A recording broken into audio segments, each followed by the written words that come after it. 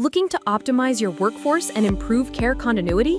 Here's how VisiCase Rostering and Scheduling makes it happen. Step 1. The client. We start with the client profile, availability, preferences, special needs, and care requirements like gender or a preferred care worker. Step 2. The staff.